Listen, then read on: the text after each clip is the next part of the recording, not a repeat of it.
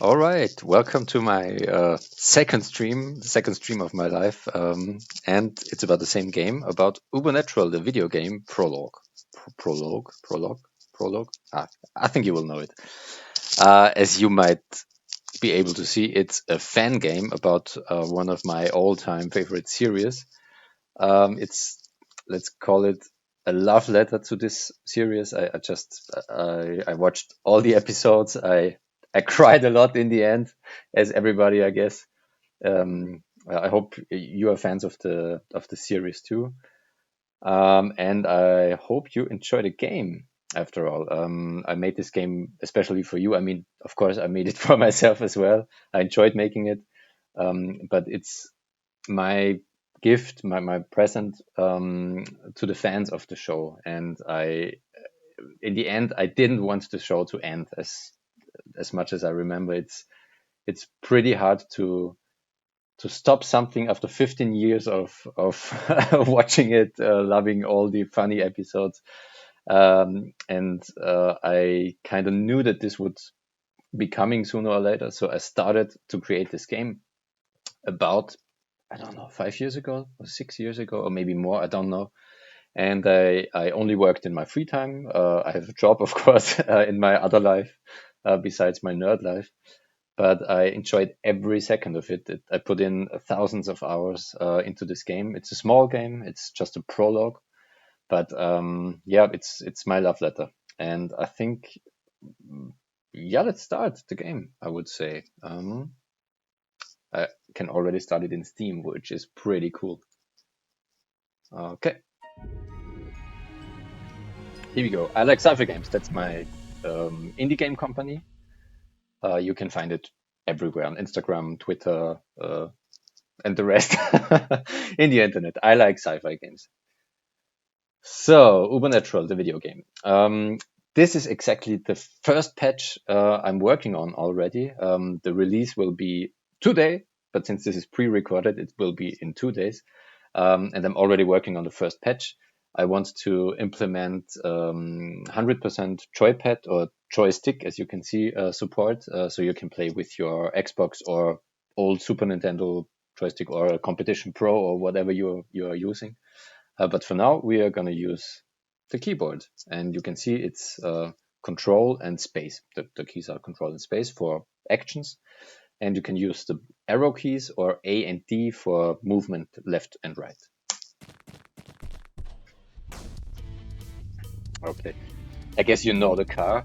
The car was so important to implement in the game, and I also wanted to implement car levels, racing levels, so the car also gets a love letter. Every fan of the show is pretty much into the car, I would say.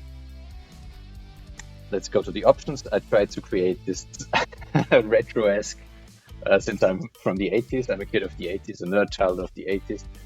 I wanted to create this old workbench like Windows 3.0 like desktop, where you can see the simple options. There are not many options, but some, of course. Let's put it this way. Some social media stuff. And of course, you can play in windowed and full screen mode. But for now, let's start the game. I've already played the whole game and I've unlocked all the levels. So, as you can imagine, you can play all the levels later on, but let's start with the first one. This is a classic for all the the fans of the show. Okay, Danny, where the hell did the trickster send us? Tricksters are super funny enemies of the series. If you haven't watched it, watch some trickster episodes and you'll love it. This seems to be our tutorial level, Gene. What the heck is a tutorial level then? We learn how to pick up stuff here, I guess. Son of a... Okay, then let's pick up stuff. So this thing, the mystery meter, that you cannot see since I'm above it. Here's the mystery meter. Wait a moment, let's put myself up here. Okay, the mystery meter is the most important tool. It shows you where you find mysteries. It's a mystery meter. So here's the book. And a little further down the road is the cult. The super famous cult.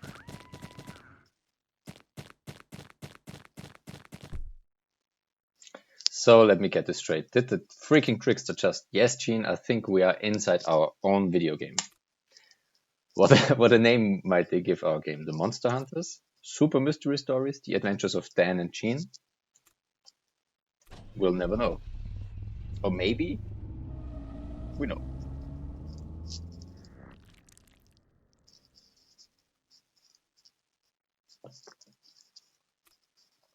So,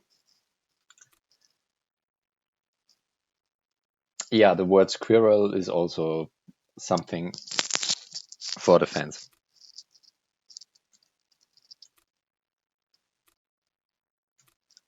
Okay, let's do this. Family business.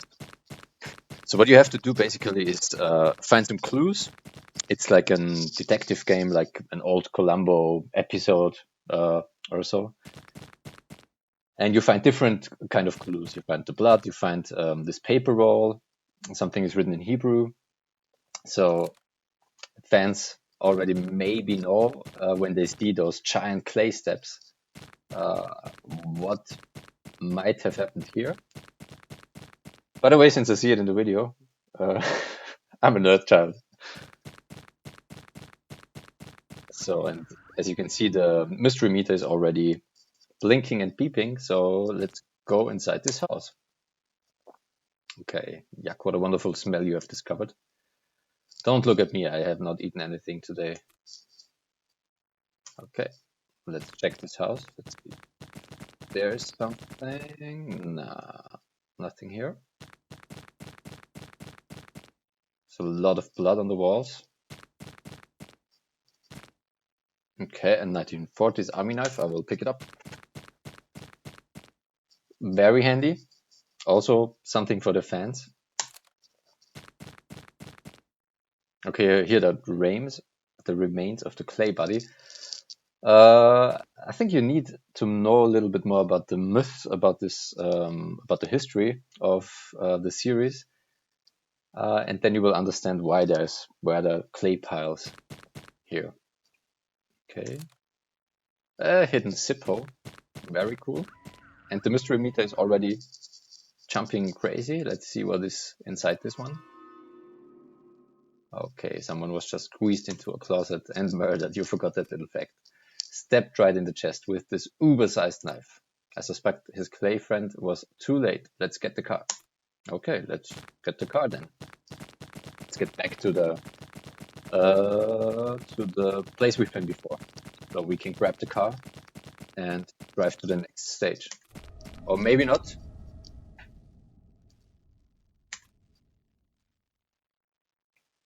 And the classic enemies of everything, basically. Nazi zombies from the society. Well adopted. Classic Gene, I would say.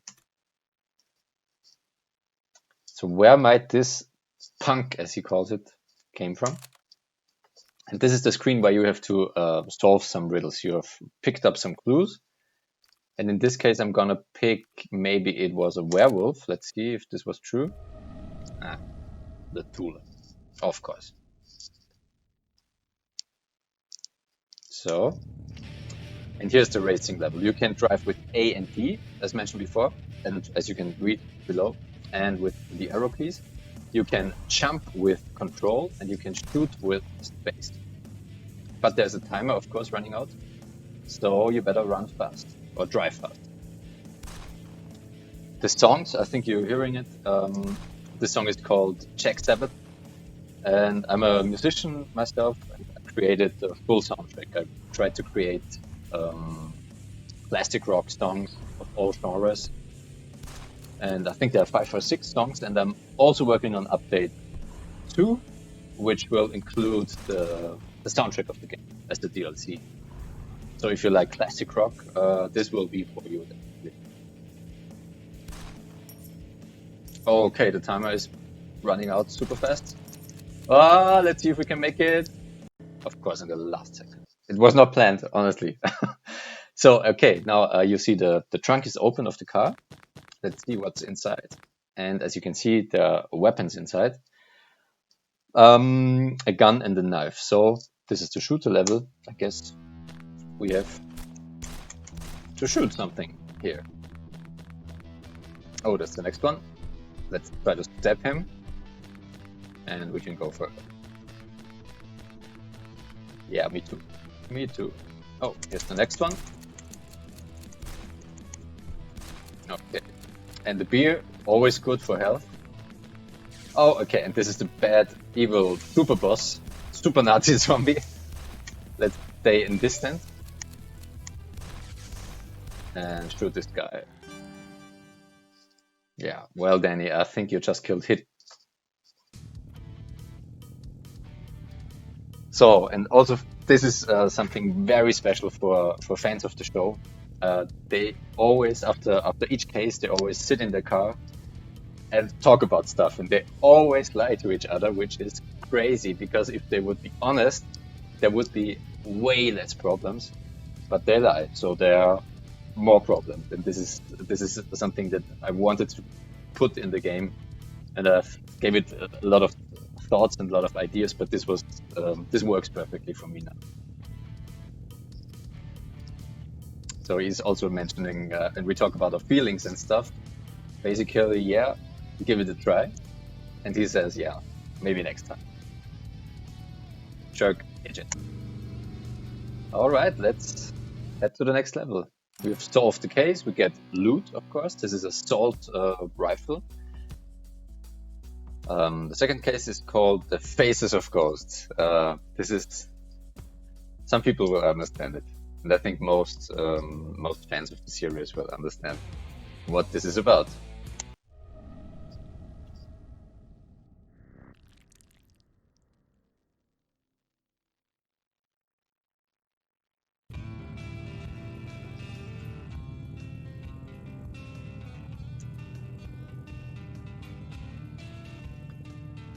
Gene loves to sing in his car.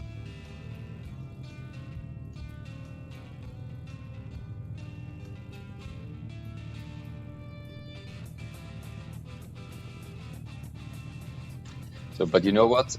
I think I'm gonna stop the stream here because I think you want to play this level. I don't want to spoiler anything here. Just play the game and have fun with it. And I'm going to the next part of this stream. I want to show you. Okay, just saw a bug.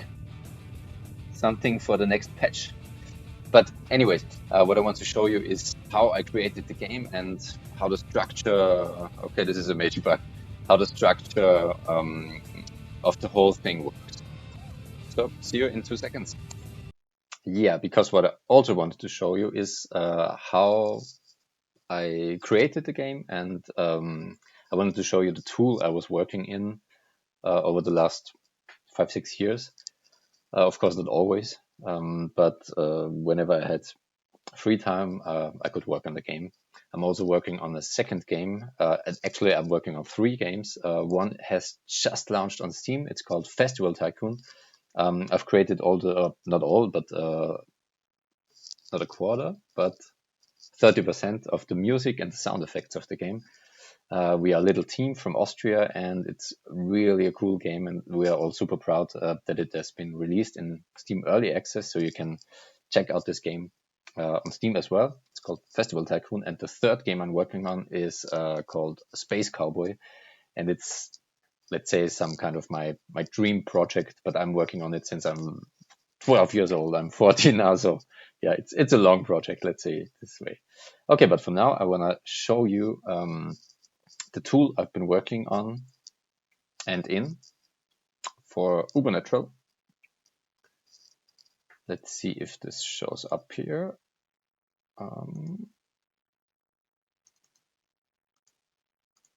Yeah, cool, you can see it now. Okay, so this tool is called Fusion, ClickTeam Fusion, and it's a pretty simple tool to create 2D games. Yeah, that's it. It's a simple tool to create 2D games. And that's how I started creating games quite years ago, maybe in 2008, I think, during my internship in LA. I started with this tool, with an old version of this tool, and I got soaked into the whole gaming indie scene. And I'm working in it since this very day as an indie developer, as a musician or a sound designer for bigger games. And yeah, I just love it. It's my thing. Okay, I just want to show you how everything looks when I start the game itself. I just want to set the screen to windowed mode. So if I'm starting the game now, I hope it will pop up down here. Yeah, you can see it here. That's exactly what I'm seeing too. It's a small window and you can play the game just as before. Okay, let's end it here. So this was the game, and the tool is pretty straightforward and pretty simple. So we have these levels, more or less, are called frames, and every frame is one level. And if you go to this event editor, to the so-called event editor, you can see how we program in this tool. It's pretty straightforward visual programming. You don't have to program a lot like in C# or in Java or something. Just some tiny bits. You need to understand maybe some coding language, but the rest works like you say a condition, like at start of frame, for example. This is the beginning of the level.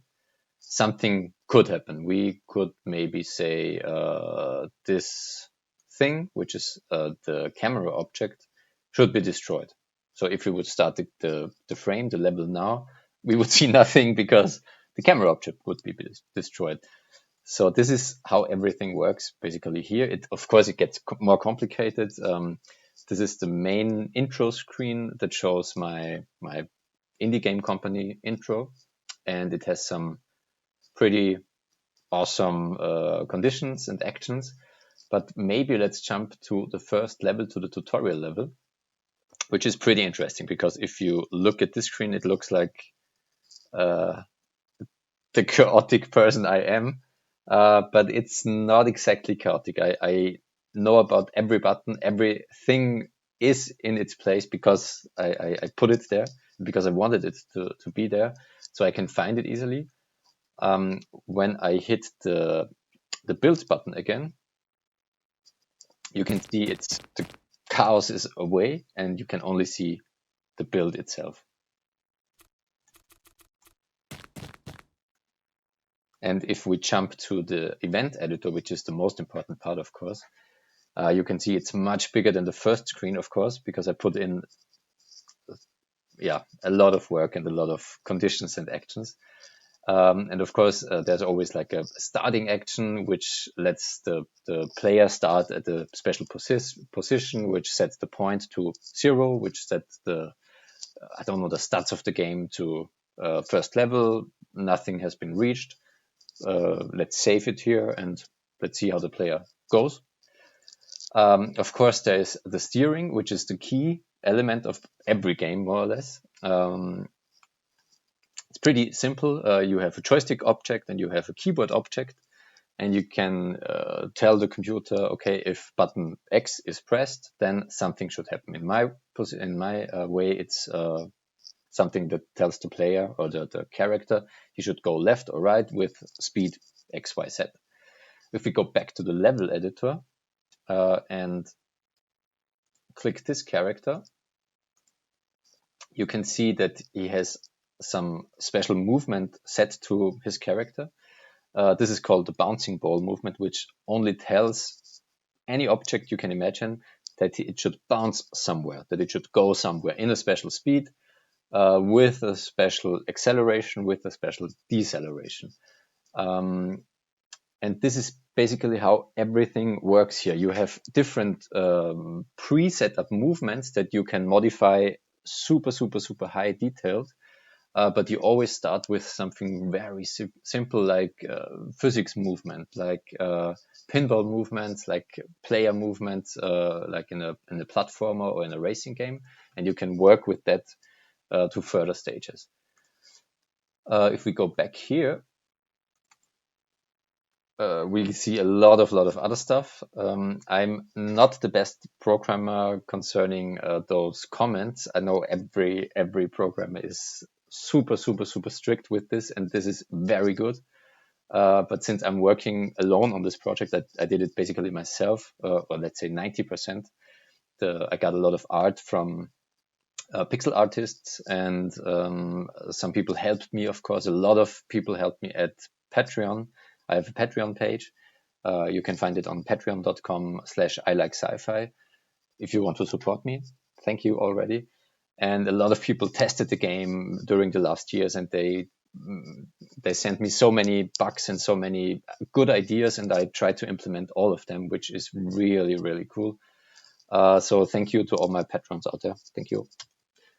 Yeah, and then of course the gameplay is a big important thing. And in this tutorial level, we only pick up stuff. Basically, we look for stuff and pick it up. And then, of course, something should happen. In this case, we play a sound. We pick up the gun, for example, or the book. And some sound is played when you pick it up. This is my saving object, this little disc. The first clue is saved to 1. So it's the computer knows, okay, the player has found the first clue. And of course, you need to destroy the object on the floor that is picked up, and you need to show the interface object. So if I set the whole thing to play again, show you what I mean. I just pick up the gun. Here's a little cheat.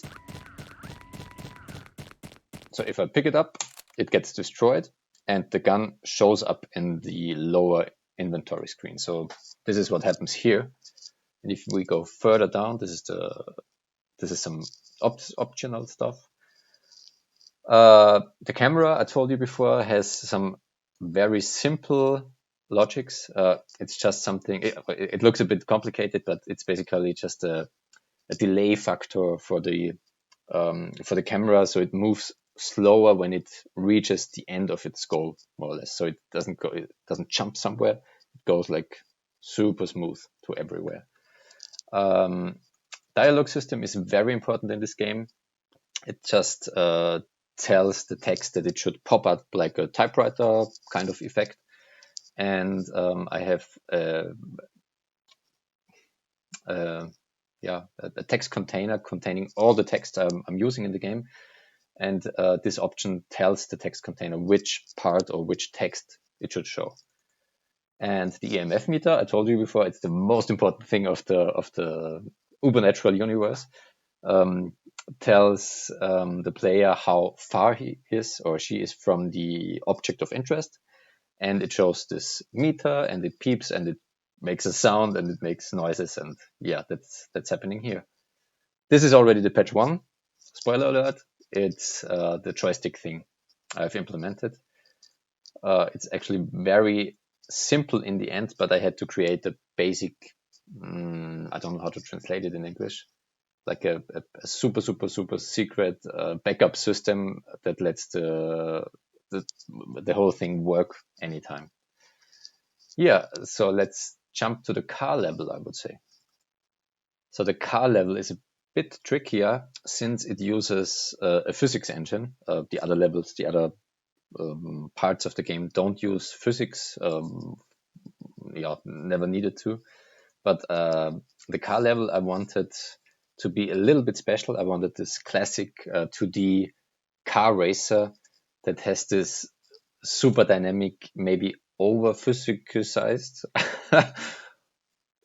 Maybe I can invent a word now. This over, let's call it physicized. Physicized, I like this. So like a super exaggerated physic engine. I wanted to make the car a bit more comic-y and more kind of bouncy. I want to show you a level first. You've seen it before, but I want to show it again. Just 1 second.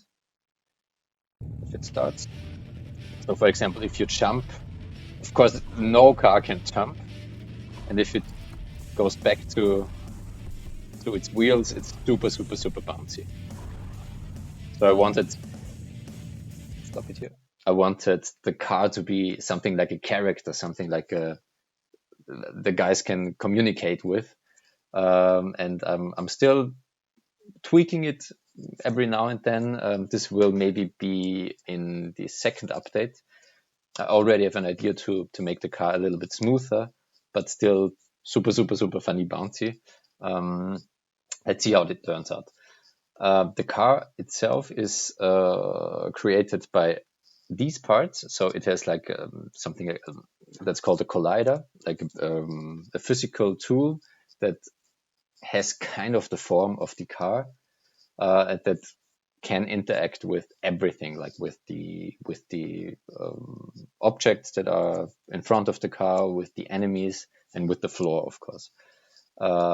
Most important part of a car are its wheels. So these wheels are also set to physics, and they have some special density. They have friction so it's able to drive. They have something like a rubber elasticity, and of course they have gravity, so they're stuck to the floor. The car itself has no physics; it's just graphics, and this is also just graphics. But these are the parts the car is made of, and of course the light beam. And if we go to the programming of the car, where can we start? The camera is the same camera I'm using everywhere. The landscape is pretty interesting. A friend has told me how to create this. I must confess I wouldn't be able to create this kind of programming. So he helped me a lot with this. And it creates a random generated floor. So every time you play the car level, it's totally different. The floor is different. It has a different height. It has different enemies and different obstacles. So this is what happens here. I'm kind of proud of it. It's something I always wanted to create, like a procedural level, more or less. Same with vegetation. So the background, the trees, the grass on the floor is always random created. The controls are exactly the same. If you hit button A, this happens. If you touch button B, I've created this game, so it maybe would also work on a touch screen. I'm still working on it, but it should actually kind of work already. This is interesting. This is the car sound, and I'm working with different frequencies here and different car samples. So if you start the car, it has the starting engine and you drive off. And then the faster you drive, the higher the frequency of the sound goes, which simulates this typical Formula One sound, this thing. I wanted to have this, and it's kind of cool. I'm also proud of it. The controls of the car are super simple. You actually just control the main wheel of the car. So the wheel gets a spin, a rotational spin, and it pushes the chassis cases of the car to the front or to the back, whatever button you are pushing. And if you hit the jump button, everything gets an impulse to air and a little bit to the front.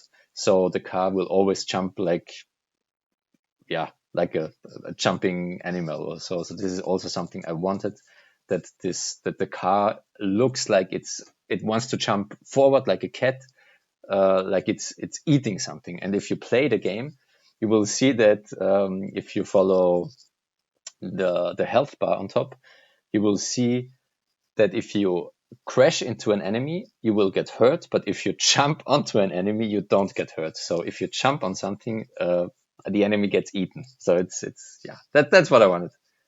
Of course, you can shoot, and there's also a gameplay element. So if you look at this, this creates the random enemies on random positions with a random number of appearance of the tool enemy. Oh, this is a little spoiler. Let's jump back. Maybe there's a ghost somewhere. I don't know. I also have plans, if I have time later on, or if my Patreon gets a bit bigger, to implement different type of streets, different type of scenery. But this is something that will happen in the future. But I already have the logics in the game. It works. So I just switch a number and I already have like a typical different stages. But let's see how this turns out. These are the dangers of the game. It will shrink down your health bar. This is the goal of the game, and the characters say different things if you are not driving super safe. I mean, the guys are not driving super safe during the series, but it's important to drive safe. So this is the car level basically, and in the next session we will jump to the shooter level. It's basically a simple jump and gun, I think it's called. You cannot jump here, but you can walk through the levels and shoot your different weapons. The structure is simple again. Touch controls all the same. The player controls are all the same. You can you can walk left and right. The enemies have been a bit tricky because I tried a couple of different AI prototypes. Yeah, I wouldn't even call it AI. It's very basic, very simple, but some just didn't work. And yeah, the simplest or the most simple structure worked in the end for the game. So I used that. I created different types of enemies. You've already seen the Nazi zombies, maybe the Thule guys. I also created different types of those zombies, but I stick to one simple thing. In the end, I think there would be maybe 2 or 3 more enemies that would really fit super cool to the game. Let's see if I can implement this a little later this year or maybe next year.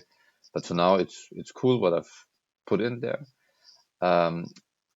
Just so you can see it again, how the shooter level works. I'm gonna start the build.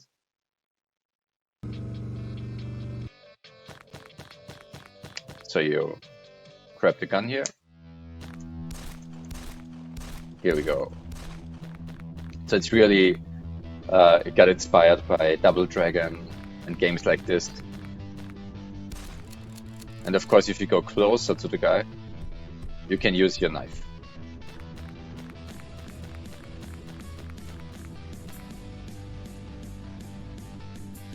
And the song, by the way, is called Heading for Vegas. I wrote it, a while ago. And so that's pretty much the levels. The end sequence I showed you. Yeah, and of course there's this loot screen when you have solved your case. Of course there must be something, some loot. I've also made this very simple. So you got the 2 items that can be combined, merged to one new item. So here we take the stone sword and the shotgun, and you get the stone sword shotgun, which is a pretty common weapon in the series. So here are the fancy effects. And in the end, it looked like this. And of course, this is my guitar you're hearing. Yeah, so that's the structure of the game. And that's basically my stream right now. I showed you the game, and this is a super short glimpse how I created the game. Maybe I can show you in the next stream, if that happens, how I'm or what kind of game designer I am. The most important object for me as a game designer is a pen and a book. In this case, it's a Zelda book. I'm designing, scribbling everywhere every time I'm having an idea. This is very important. I think every game designer can tell you the same thing. Sometimes you are, I don't know, in the bathroom, sometimes you are in your kitchen, wherever, and you get this idea, and then it's really important that you have your notebook and your pen to scribble down your idea. Scribbling is such an important part, and you don't need to be a perfect painter or anything. It's just it's just for you. You have to you should be able to paint or to draw your ideas so you can remember what you meant in this very second. It doesn't need to look super cool if you're painting Stickman. It's totally fine if you understand your idea later on when you implement the idea to your game. So that's my game design part. But maybe I'm creating another stream for this. But anyways, this was my stream for Uebernatural, the video game. I hope you're enjoying the game, and I hope you're playing it, and I hope you like it, and I hope it helps you over this dark years without the series anymore. We had 15 seasons over 15 years. I enjoyed it really much. I think it even changed me as a person. I just like the concept of two monster hunting brothers driving in a cool car, listening to classic rock. It's so simple and so good. That's what I always enjoyed about it. So, anyways, have a good day. Have fun with my game. If you want, you can support me and the game on my Patreon page. This would be really cool. If it's $1, totally fine. I would really appreciate it, and it would super help me. So have a good day, and have a uber good day. Yeah, that's good. See you guys.